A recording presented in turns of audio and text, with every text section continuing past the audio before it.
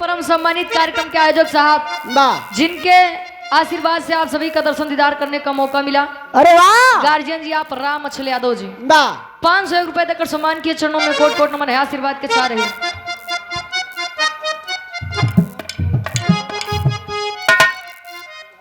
मौलाना की पावन धरती से आप, अच्छा मौलानापुर से आप आदरणीय गार्जियन जी राम आश्रय यादव जी 100 रुपए का महान आशीर्वाद, अच्छा वाह आशीर्वाद के चाह रही।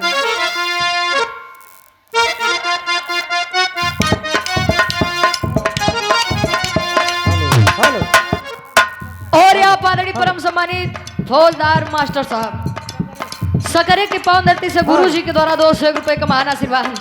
ये हमारे दादा के फरमाइश बा बारे दादा कोई प्यार में धोखा खाया हुआ लड़का या लड़की कोई भी हो मान लीजिए। हाँ भाई जी दोनों समझ ले। लड़का बतावे का अच्छा सिला दिया तूने मेरे प्यार का, अच्छा सिला दिया तूने मेरे प्यार का, यार ने ही लूट लिया घर यार का। अच्छा सिला दिया तूने मेरे प्यार का, अच्छा सिला दिया तूने मेरे प्यार का, अरे यार ने ही लूट लिया घर यार का। अच्छा सिला दिया तूने मेरे प्यार का, यार ने ही लूट लिया घर यार का।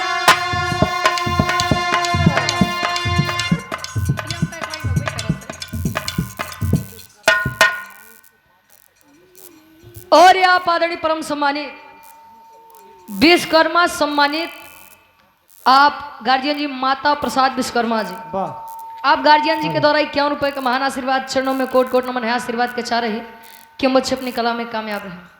बस हो गया चलो वहां से आप लोग बड़ा बढ़िया वीर रस के विराह सुने। अरे वाह राजा विक्रमादित्य जी के बारे में कदम नई कहानी। वाह भैया मशीनिया तो है चिचिया तो हो मशीनिया बना लेता भैया, मशीन जान ला तुम्हारी 1 नंबर के बाद खाली अंगुरिया खराब किए। हाँ वो कब नहीं लिया ऐसी बड़े घरे बा इनके। अच्छा वो क्या चलावा थे इनके बाबू देखे करे। हाँ हाँ मैडम लगावा थे ये बुक करे नहीं भैया बना लिया मशीन साउंड सर्विस 1 नंबर के बाद। बा माई भगवती काम में दिन रात चौगना तरक्की दे हमेशा जहाँ रहा बजावत रहा। ऐसे बाजा बाजत रहा है। बड़ा बढ़िया वीर रस के आप लोग बिरहा सुने। अरे वाह यारों से हो जाए भैया वीर रस के विराह सुनबा आप लोग के हाथ से सुनबा कैसा विराह सुनबा बताई दे। विराह गाय के चली चला हो। हाँ चलिए अच्छा वीरे रस अरे दादा कैसा आ भैया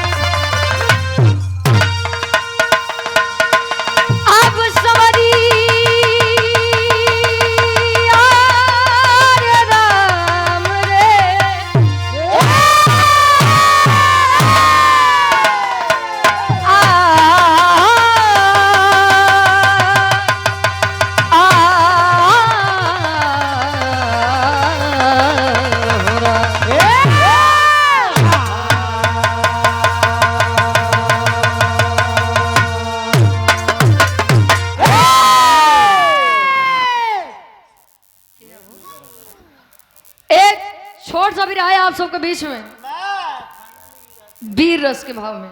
बा दादा बिरहा के शीर्षक बा पथरीगढ़ के लड़ाई। वाह कवि जी आला खंड से लेते हैं सोनवा हरण। वाह 4 लाइन भूमिका के भाव से बा। वाह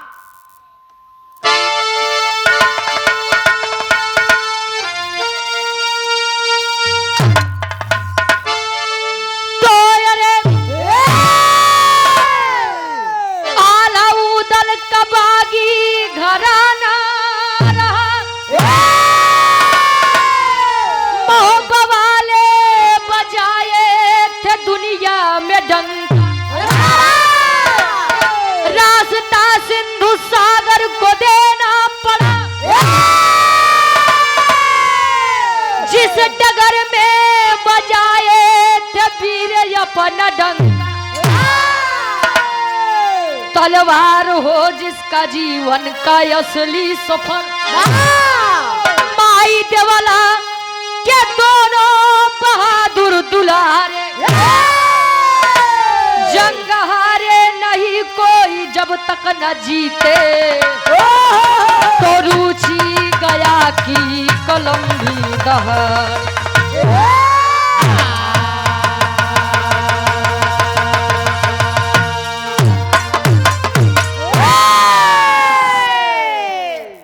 आला उदल का बागी घराना रहा मोहब्बत वाले बजाए थे दुनिया में डंका। मोहब्बत के राजा आला और उदल के बारे में क्या नहीं जाना। इतिहास सदैव उसका गवाता है जो अपने जान की फिक्र ना करके अपने शान के लिए जिए। अरे वाह वीर उसी को कहते हैं। वाह पहले के लोग एक बात कहें कि रघुकुल रीति सदा चली आई। मेहरारू पर जुलुम ढहाई। मैं जुलुम ढा मेहरारू जुलुम ढावा था। शीतल देख ले। अरे बस कर नहीं तू ढेर दिन दिखावा। कहे रघुकुल रीति सदा चली आई अरे प्राण जाई पर वचन न जाई।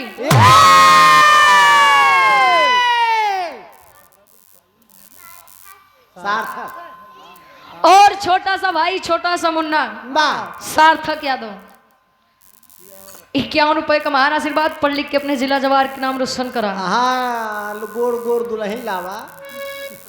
अच्छा तो दुल्हनी बड़े ढेर परेशान रहते हैं पहले उनका कुछ बने देते वो हैं तो बनबे करिए। तो दुल्हनियों वाले ए भैया वाह कहे रघुकुल रीति सदा चली आई प्राण जाई पर वचन न जाई। जो वीर होते हैं अगर एक बार वचन दे दिए तो जान चली जाए चली जाए हाँ लेकिन बात की कीमत वाह वाह नहीं जानी चाहिए। वाह बिरहा में कबीर जी गजल के भाव देते हैं किसे।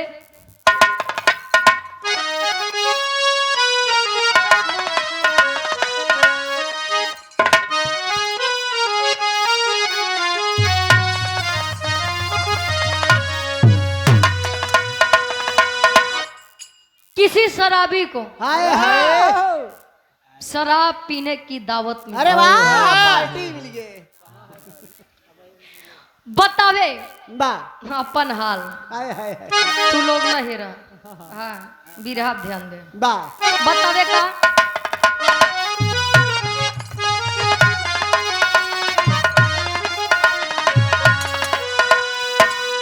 अरे तो आज पीने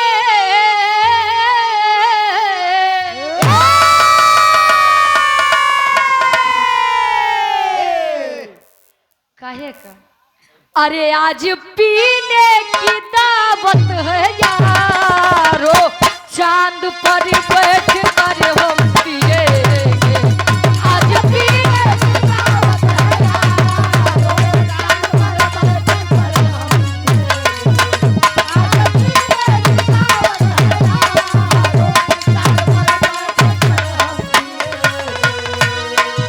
पिएंगे। आज पीने की दावत है यारो अरे चांद पर बैठ कर हम पिएंगे।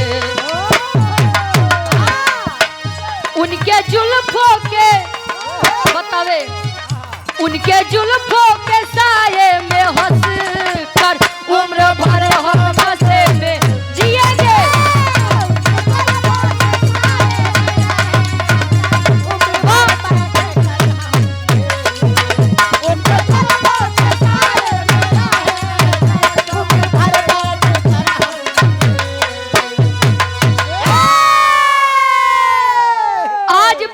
की दावत है हरो, वाह चांद पर बैठ कर हम पिएंगे। अरे वाह बारे कवि की कल्पना। हाँ तो पहुंच ना पावे। दारू पिए वाले कहाँ पहुंचेंगे? अरे वाह कुछ हता पता है वाह नहीं बा। लेकिन कवि का भाव है वीरों के बारे में। वाह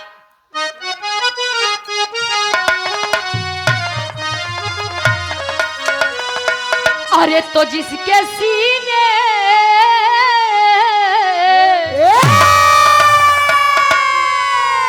तो जिसके सीने में जलता हो सोला, सानी फौलाद बनकर जिएगा। जिसके सीने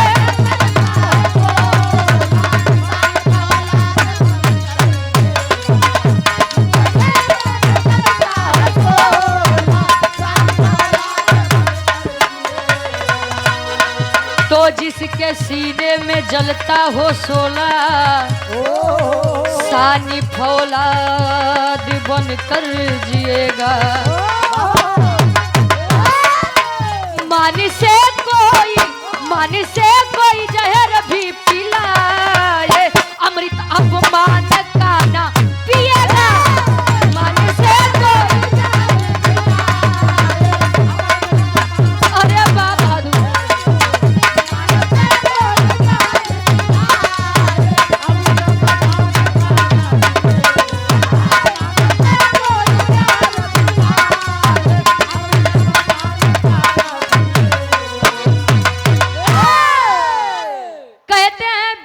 यदि कोई सम्मान से जहर पिला दे तो पी लेगा, वाह लेकिन अपमान से कहिए कोई अमृत पिला दे हेलो नहीं पिएगा। तो ये कबो नहीं संभव बा। वाह वाह और यहाँ आदरणीय परम सम्मानित सभाजीत पाल जी असरोपुर की पावन धरती से इस भाव को समझते हुए 100 रुपए का महान आशीर्वाद बाबूजी के गोड़ छू के पहली बार आशीर्वाद के चाह रहे हैं। वाह क्योटली की पावन धरती से आप आदरणीय परम सम्मानित सभाजीत यादव जी भावी जिला पंचायत सदस्य वाह वार्ड नंबर 29 से आप बाबूजी के द्वारा 200 रुपए का महान आशीर्वाद वाह माई भगवती हर मोड़ पे तरक्की दे कहे। विराह के कहानी की शुरुआत इस बार अब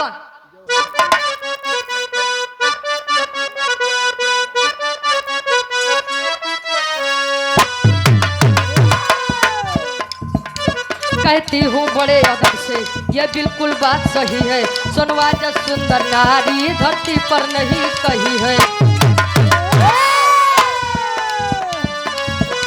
चर्चा थी चारों ओरी चंदा से सुंदर सुनवा, देवला को चिंता रहती लागे ना जादू टुनवा।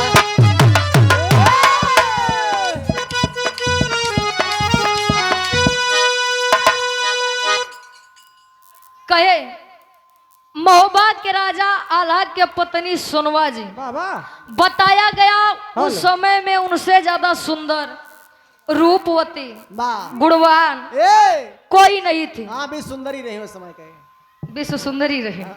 विराह की असली कहानी आ रही से कैसे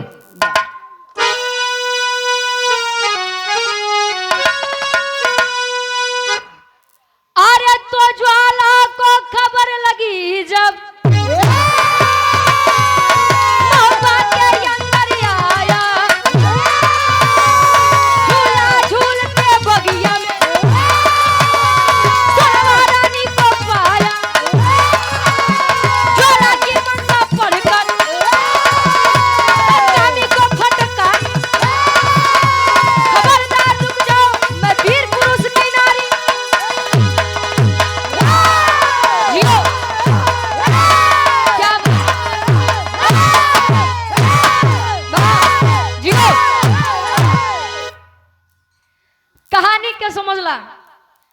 आल्हा के पत्नी सोनवा जी के सावन के महीना में झूला झूले के इच्छा बा। झूला झूले खातिर बाग में जब झूलना पड़ गया, पथरीगढ़ के राजा ज्वाला सिंह जब खबर पाया कि महोबा के राजा आल्हा की पत्नी सोनवा से ज्यादा सुंदर कोई नारी ही नहीं है, तो मन में एक इच्छा जगी कि मैं उसे अपनी बनाकर दिखाऊंगा। अरे वाह! आए जहां पर सोनवा जी झूला झूल रही है और सोनवा जी का जब देखे तो बस देखता रह गया। भवक का एक लाइन कवि जी गीत लिखता है।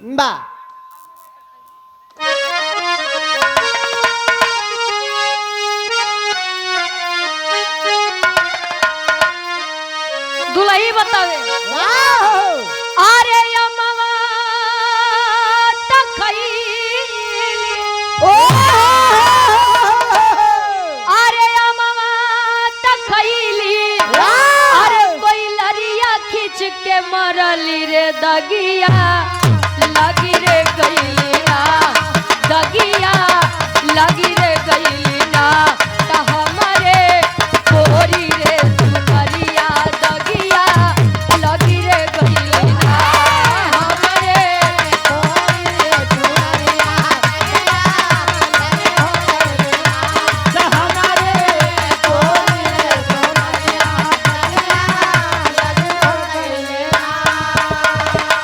लेकिन सोनवा जी झूला झूला तही ज्वाला सिंह जब खबर पाया तो जहां पर बा झूला झूला तही सोनवा जी का देखे बड़े आए अब हवा का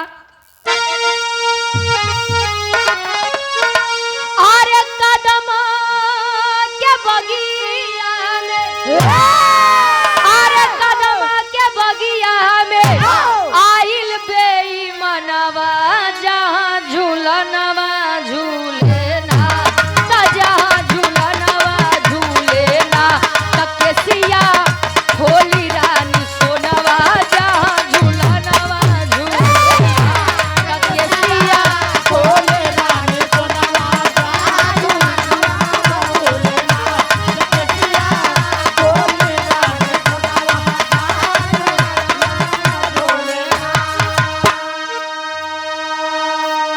उदल जी झूला डाल के चल दिए शिकार करने के लिए। बा आज ऐसे ज्वाला सिंह आया सोनवा जी को देखा कहे हैं मैडम प्रेम हो गया है आपसे हाय हाय कहे प्रेम मोहम्मद जाकिर हमसे हाय हाय बताती है कि महोबा के राजा आल्हा की पत्नी हूँ मैं ए वीर उदल की भौजाई हूँ अरे वाह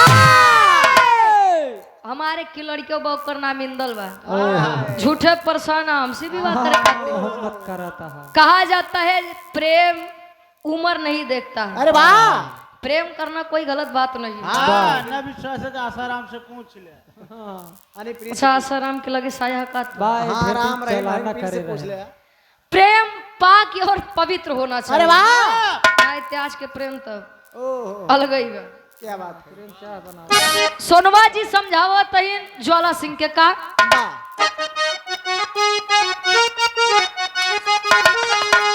अरे कहीं समझा के तो के चलत जाई भागी कहीं समझा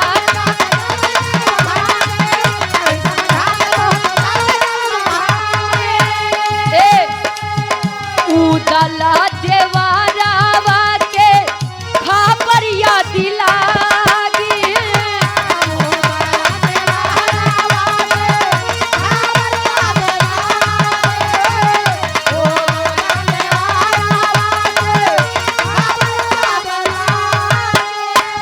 तेगवा चला के कटी है तेगवा चला के कटी है छन में गरदनवा जहाँ झूलनवा झूलेला जहाँ झूलनवा झूलेला तकेसिया बोली रानी सोनवा जहाँ झूलनवा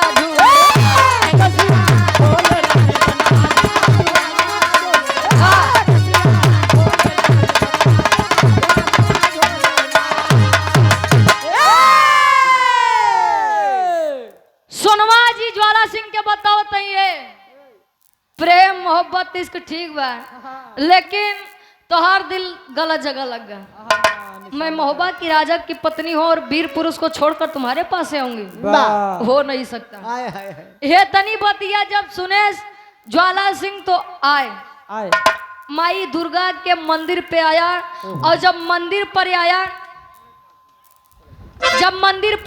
तो दादा बंद कर दे। अब मंदिर पे जब आए तो माई ज्वाला सिंह से कहा बा बा उदल बा के बतिया बतावे बा दुर्गा माई से ए माई ओहो ए माई ए माई जवान लड़की बगीचा में झूलना झूले आए बा ओहो हमका प्रेम हो गया बा हमका हुए लड़की चाहिए अरे वाह माई दुर्गा जी बताई बेटा ये बेटा या अनुचित है ओहो वह शादीशुदा है उसके पास एक बच्चा भी है अरे वाह गंदी नजर हटा दो हाँ भाई अरे कैसी माँ है आप ए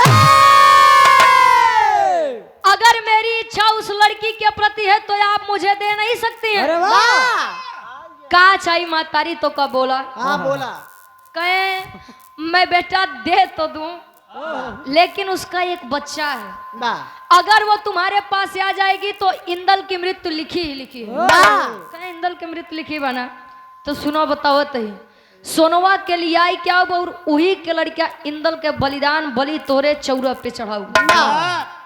माई दुर्गा मानी गई।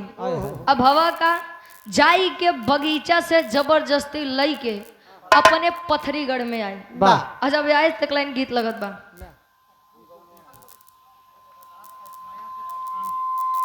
और यहाँ आदरणीय परम सम्मानित पप्पू कोटेदार साहब और मया के प्रधान जी के द्वारा इस भाव को समझते हुए 500 रुपए का महान आशीर्वाद के चारे के बच्चे अपनी कला में कामयाब रहे। वाह गीत लगत बा कैसे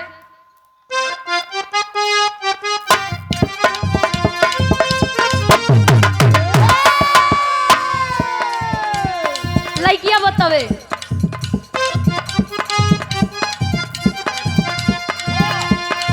हम गवनवा नहीं जा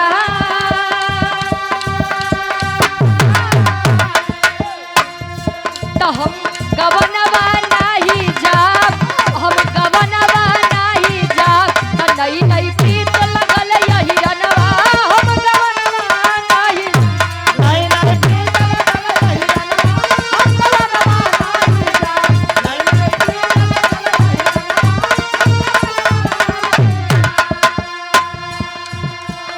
कहे रणजुझरवा चल लेना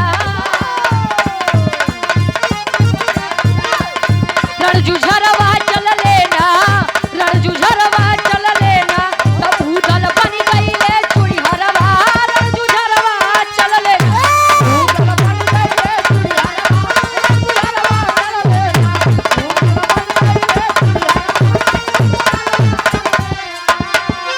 कहे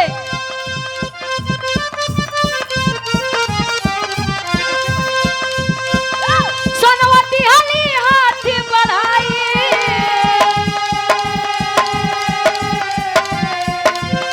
तब उदल धैले तब कलाई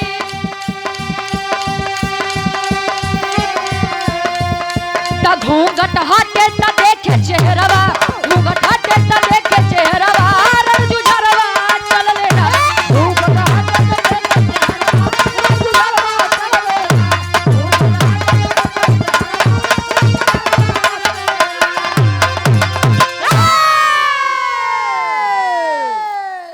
ध्यान देंगे सोनवा का हरण जब उदल जी के द्वारा बगीचे में गई झूलने वाह और जब बगीचे से हरण हुआ ज्वाला सिंह लेकर आया तो उदल जी अपने भाभी की खोज में चुड़ियाइन के रूप बनेले अरे वाह जोन चूड़ी बेचत थे हाँ मनिहारी मनिहारिन का। अब तो दुकानी मिलत था, पहले तो गांव में बेचे आवत रहे। अब यहाँ चुड़ियारिन के रूप बनाई के यहाँ से बाहर या गांव से वह गांव से यह गांव अरे वाह गली गली गली गली घूमत है। ओह चूड़ी ले लो चूड़ी पहन लो। हाँ, पाउडर ले लो चूड़ी ले लो चूड़ी वाली। अरे वाह बेचे यहाँ का। अरे वाह चाची अब यार ज्वाला सिंह के एक बिटिया जेकर नाम सुगा पंखिनी बताया गया। वाह सुगा पंखिनी बिटिया बड़ा सोनवा जी के माने। सोनवा जी सुगा पंखिनी से बोली कि बिटिया ए बेटी बहुत दिन हो बाद चूड़ी नहीं पहने जाई के बोला लियो तू हाय हाय चूड़ी पहन लेते। हाँ भाई अब जैसे उदल जी आए घूंघट उठा कलाई पकड़े हाय हाय नरम नरम अपने भौजाई का जब पहचाने अरे वाह कहे भौजी ए भौजी ए हमार भौजी हाय हाय हमार भौजी। अरे अरे स्वर में हमरे भैया के का प्रेम में कमी रहा ए क्या कमी आप पाई हम लोगों के स्नेह में ए जौन हे करे जैसे ना मर्द के साथ आई के रहती हाय है। हाय करिएवा चक्कर में कैसे पड़ियो। कहे मैं अपनी मर्जी से यहाँ पर नहीं आई हूँ। ओह जा करके अपने भाई से बता दीजिए ए अगर मुझे जल्द से जल्द यहाँ से लेकर नहीं गए वाह मैं अपनी जान दे दूंगी, लेकिन इस कायर ओह वाह कमीना इस नामर्द को अपना पति कभी नहीं स्वीकार करूंगी। अरे वाह उदल जी जब इतनी बतिया सुने कहे भैया के कौन काम बा ए हम जियते है निकाले तलवार, हाँ, फेंक दिए चूड़ी। अरे वाह, अब पहुंचत हम कहा, माई सोनवा जी समझाते एक लाइन गीत लगत बा।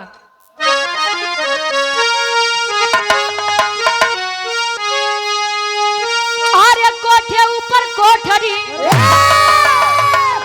हलवैया के दुकान,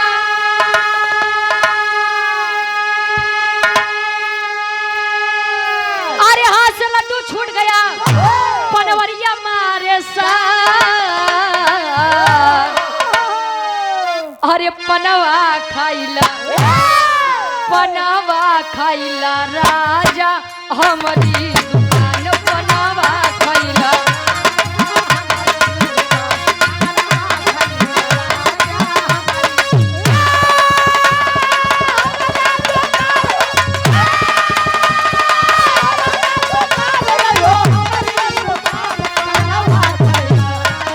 हमारी दुकान पनवा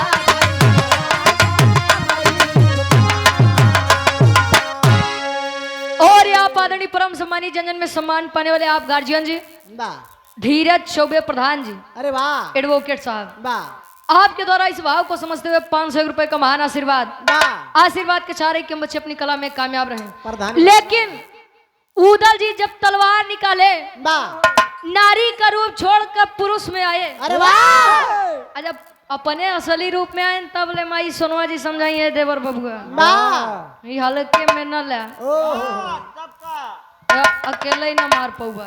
वाह, और यहाँ आदरणीय परम सम्मानित पप्पू प्रधान जी मैया की पावन धरती से वाह 500 रुपए का महान आशीर्वाद। माई सोनवा जी अपने देवर उदल के समझावत है, का समझावे?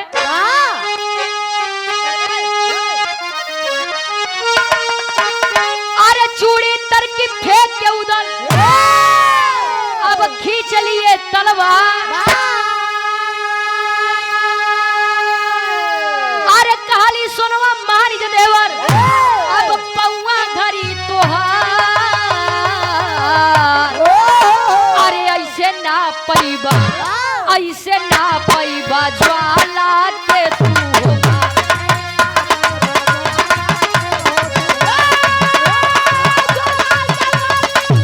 जियो।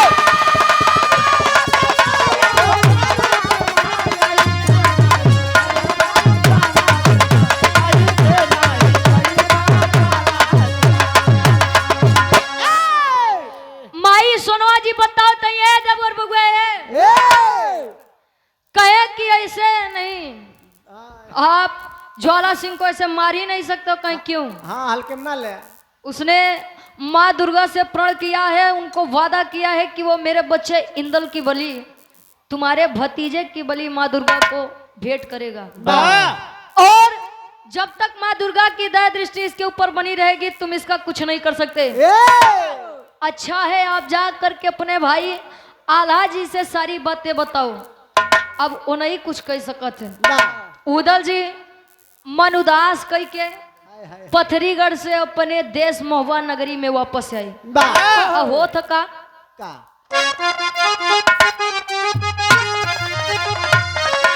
अरे लौटे महोबा में, अब महोबा के बाघा, तब उदल के रोवत देख ले तब आल्हा दादा,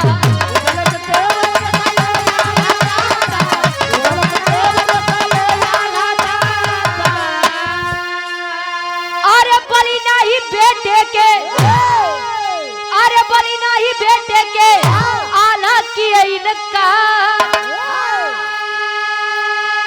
अरे भला ही बिन मेहरारू के, अरे अब जिंदगी बीती हमार,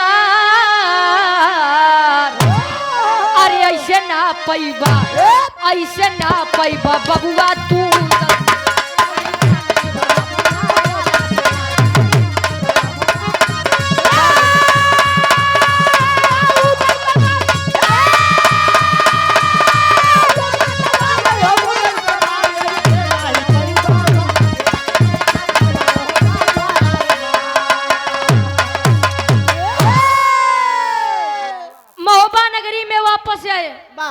उदल को विलाप करते रोते देख जब आल्हा जी देखे बोले आल्हा उदल क्या हुआ, आखिर आप इतने दुख में क्यों हैं? हाँ भाई। आपके भाभी का पता नहीं चला क्या?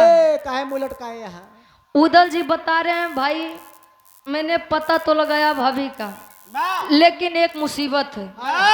कहे का अगर भाभी को आप वापस चाहते हैं, हमारे कलेजे के टुकड़े इंदल बेटा की बलि चढ़ानी होगी हाय हाय हाय। माँ दुर्गा के सामने। वाह जब इतनी बतिया आला जी सुने, इनकार कर दिए। वाह। नहीं, मेरी जिंदगी पत्नी के बगैर मैं गुजार दूंगा, वो चलेगा, अरे लेकिन मैं अपने पुत्र की बलि नहीं नहीं चढ़ाऊंगा। अरे इनकार करते हैं आला जी। टेरी के भाव में कवि जी लिखते हैं, और याद धर्म के हमारे बड़े भाई शुभम यादव, कल्लू यादव, वाह 100 रुपए का महान आशीर्वाद के चाह रही। वाह।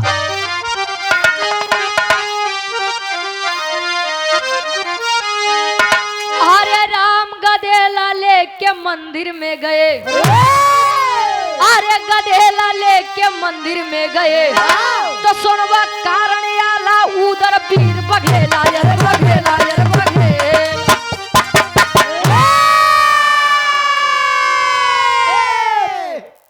बस करा जा। गधेला लेकर मंदिर में गए, वाह सोनवा कारण आला उदल वीर बघेला। वाह सोनवा जी के कारण आज उदल जी समझाए नहीं भाई, वाह। आपको इंदल की तो बलि देनी पड़ेगी। ओहो हमारे खानदान की इज्जत उस ज्वाला सिंह के पास है। वाह अच्छा भाई की बात मान करके माँ दुर्गा के शरण में आए तो, वाह। लेकिन फिर से अपने बच्चे को देखकर उदल जी से आल्हा जी बोले नहीं नहीं, ओहो। मुझसे नहीं होगा। जिस बच्चे को मैंने इतने प्यार से इतने लाड से पाला है, हाय हाय। मैं उसकी बलि नहीं चढ़ा सकता। ओहो। मंदिरिये में अगरत पिछड़त है, तब ले उदल जी फटकारा तेने, ए भैया, ए भाई, अरे पुत्र मोह में पड़कर आल्हा बलि से तब इनकार किए। उदल छोटे भाई थे पर आल्हा को धुतकार दिए। इज्जत गई अगर दुनिया में, अरे इज्जत गई अगर दुनिया में, वापस कभी न आएगी। तेरा बाप गद्दार रहा, दुनिया इसको सुनाएगी। अरे ए भैया, जमाना इसके ऊपर थूकेगा कि अपने पुत्र के मोह में अपनी पत्नी को नहीं छुड़ा सका। इतनी बतिया जब इंदल जी सुनत है, इंदल जी जाय के अपने माई बाबू से, यानी आल्हा जी उदल जी से बड़ी ऊंची बात कही छोटी सी उम्र में। पिताजी, अगर माँ को लाने के लिए, एक माँ को लाने के लिए एक माँ की शरण में मेरा गला कट रहा है, तो मैं खुद को खुश नसीब समझूंगा। अरे वाह। कि मेरा ये नाश्वर तन किसी काम में आ गया। वाह। इतनी बतिया जब सुने, आज आल्हा जी अपने कलेजा पे पत्थर रख के माई दुर्गा के सामने करत है। ओहो। का करें? पापड़ के भाव में कवि जी लिखत है,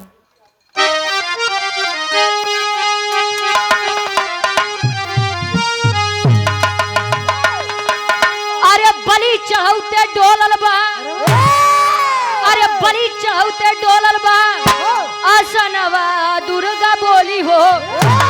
अरे बलि चढ़ौते डोलल बा, आसनवा दुर्गा बोली हो। मांगा आल्हा मांगा तू वरदानवा दुर्गा बोली हो।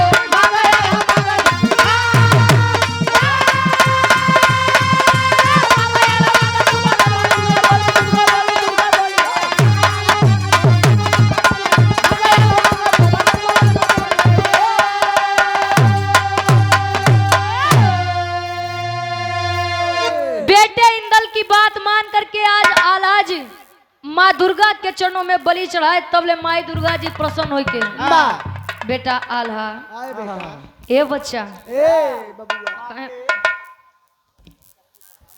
और आप आदरणीय परम सम्मानित गार्जियन जी, आप मया के ग्राम प्रधान साहब पप्पू प्रधान जी के द्वारा इस भाव को समझते हुए 201 रुपए का महान आशीर्वाद प्रधान जी के गोड़ छू के पहली बार आशीर्वाद के चाह रहे हैं। अरे वाह। माँ दुर्गा प्रकट हुई, बोलो बेटा क्या चाहिए? कहे माई देवे चाहता हूँ ना। कहे हाँ। कहे कि इस बच्चे को मैंने मुसीबत से पाला है, आए हाय मेरे जिगर का टुकड़ा था। बा अगर मुझको कुछ देना ही चाहते हैं, आप मेरी भक्ति से प्रसन्न हैं, आहा वरदान दीजिए हमको। वाह का वरदान मांगे? शेरवा की पावन धरती से आप धर्म के बड़े भाई ओम यादव जी बा 200 रुपए का महान आशीर्वाद, 100 में सबके नमस्ते प्रणाम स्वीकार हो। अरे वाह मांगा तेनाला जी का। अरे जिंदा कर दो लाल हमारा, लीवर की रानी हो, ज्वाला सिंह की गर्दन को अलग करो महारानी हो। अरे मस्तु कह के उड़ली अब गगनवा दुर्गा बोली हो। अरे ये मस्तु कह के उड़ली अब गगनवा दुर्गा बोली हो। मांगा याला मांगा तू वरदानवा दुर्गा बोली हो।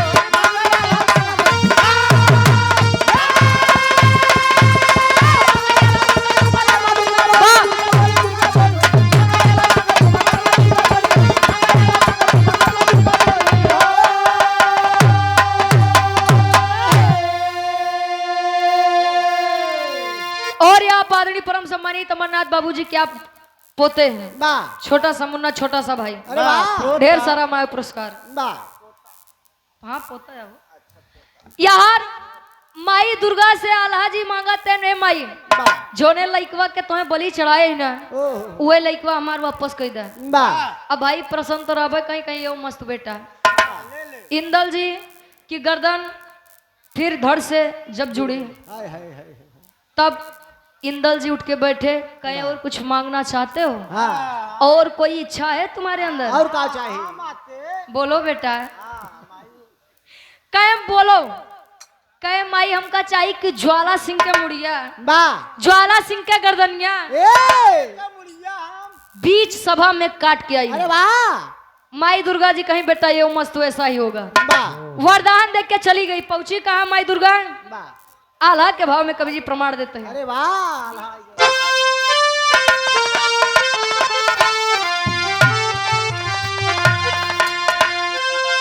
अरे तब पथरी पे कई दिहले चढ़ाई मोहब्बा वाला भैया।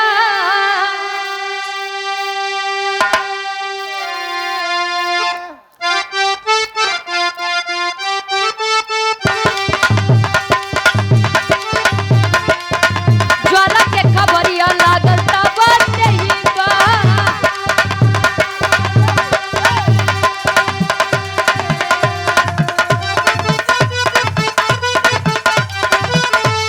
तेगवा से तेगवा लड़ल तब रनवा।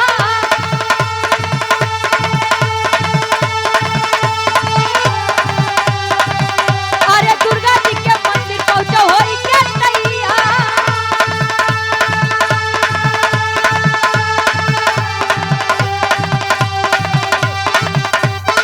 कैले आवाहन तब दुर्गा के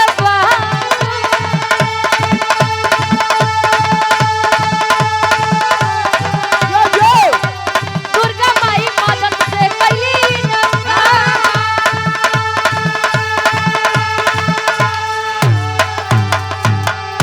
अरे वादा कई के अपन पूरा कैला न बतिया, तो इंदल के जियल बलि दिहले ललका।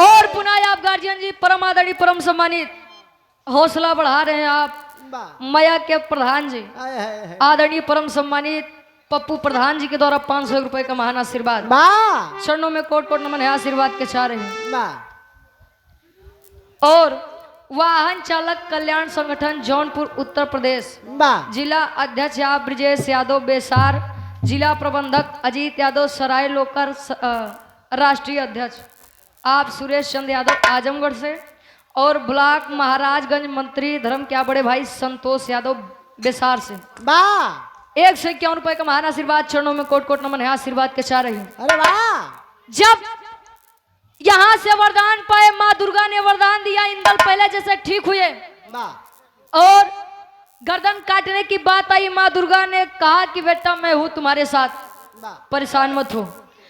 अब अपनी पत्नी को लाने के लिए महोबा के राजा आलाय और उदल जी तैयारी बना लिए। अरे वाह पत्थरीगढ़ पे चढ़ाई किए।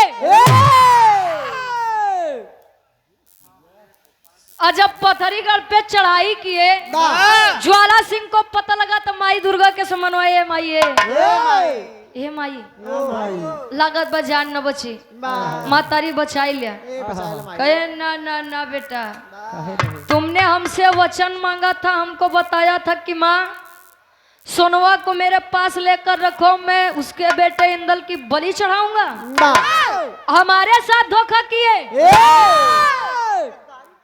आपने हमसे वादा किया था कि मैं बलि चढ़ाऊंगा, क्यों नहीं चढ़ाए? अरे तोसी बढ़िया तोकर बाप आल्हा बा, लड़का के मोह नाई कही के अपने लड़का के गला काट के हमका बलि चढ़ाई। अब मैं तुम्हारी कोई मदद नहीं कर सकती। हाँ मदद करूंगी तो सिर्फ सलाह दूंगी कि उनके जैसा वीरन से झगड़ा न कर। तुहार बढ़िया से सुंदर से लड़की बा, ओकर बढ़िया से लड़का बा। अब ओका अपन मेहरारू बने के सपना छोड़ रहा है, हाय हाय। अब समधी समधीन बन जाए। शादी कर दो अपने बेटी की, एक वीर का हाथ पकड़ेगी, दुनिया उसे सम्मान की नजरों से देखेगी। अरे वाह माई दुर्गा जी ज्वाला सिंह के समझावत है कैसे, खड़ी के भाव में।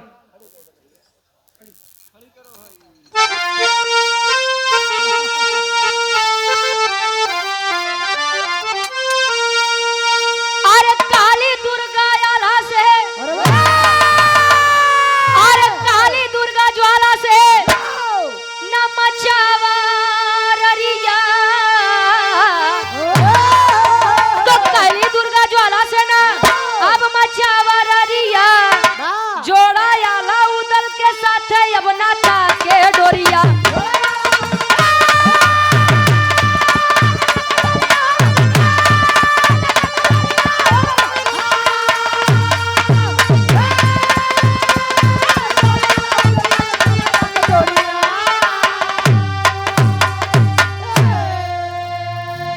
और पुनः आप आदरणीय परम सम्मानित गार्जियन जी, आप मया के ग्राम प्रधान साहब, हृदय के हमारे गार्जियन जी, आप पप्पू प्रधान जी, पुनः 500 रुपए का महान आशीर्वाद, चरणों में कोट कोट नमन है, आशीर्वाद के चाह रही। एक स्वर में सबके नमस्ते प्रणाम स्वीकार हूँ। माई दुर्गा समझावत हूँ, अरे मेहरी नाही सुनवा के अब समधिन बनाईला, तो बिटिया के शादी वही इंदल से रचाईला।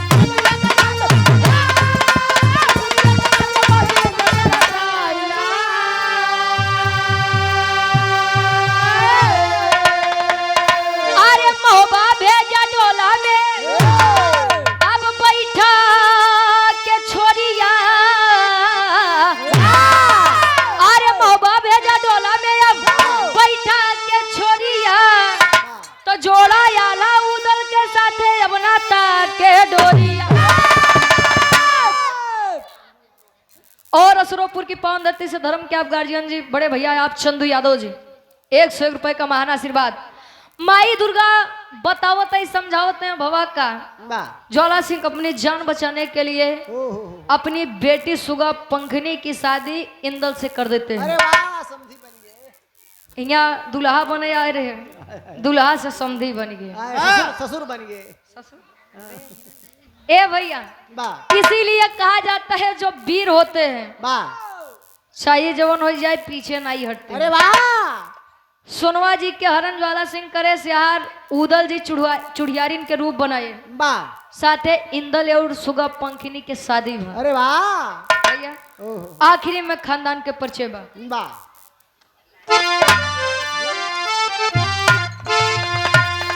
गुरु बिहारी, गुरु गणेश, गुरु रामलाल मुर्बा का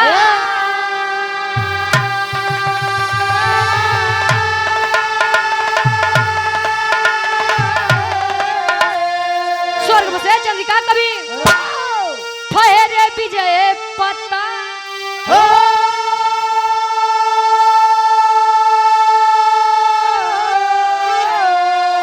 अरे गदेला लेके मंदिर में गए तो रुचि गया कभी बिरहा में प्राण बसे।